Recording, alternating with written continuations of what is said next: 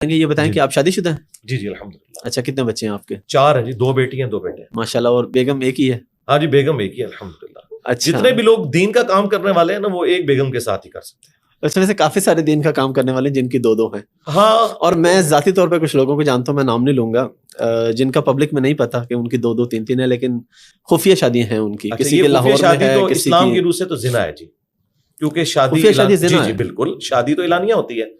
جامعہ ترمذی میں، سنن ابن ماجہ میں یہاں تک حدیث ہے کہ حلال اور حرام نکاح میں فرق گانے کا ہے.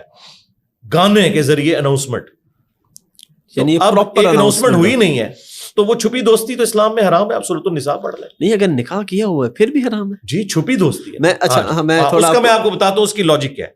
ایک منٹ میں سوال اپنا ذرا پورا کر لوں کہ میں کئی ایسے لوگوں کو جانتا ہوں جنہوں نے پراپر نکاح کیا گواہان کی موجودگی میں، لیکن رجسٹرڈ نہیں کروایا ہوا، ڈاکومنٹیشن کوئی نہیں. وہ کہتا ہے بھائی جی زنا ہے. ہاں، اس کی وجہ یہ ہے یہی تو ان کی چوری ہے. کیوں نہیں رجسٹر کروا رہے؟ اور اس کا اینڈ رزلٹ یہ ہوگا کہ آج اگر ان کی ڈیتھ ہو جاتی ہے تو وہ جو بیوی جو چھپ کے انہوں نے کی ہے وہ وراثت میں حصہ لے گی؟ وہ تو قانونی طور پہ نہیں لے سکتی. تو قرآن نے تو وراثت کے احکامات بتائے ہیں، انہیں حدود اللہ بتایا ہے. تو ایسا شخص زندگی میں بھی حرام کر رہا ہے اور مرنے کے بعد بھی وہ قبر میں اللہ کے عذاب میں ہوگا کہ اس نے ایک ایسی بیوی چھوڑی ہے اور اس کے بچے کہ جو اس کی وراثت میں سے لے نہیں سکتے قانون. اس وجہ سے میرے بھائی یہ گواہ کیا ہے؟ یہ گواہ کیا ہے؟ ان کے مریدین ہوتے ہیں اپنے.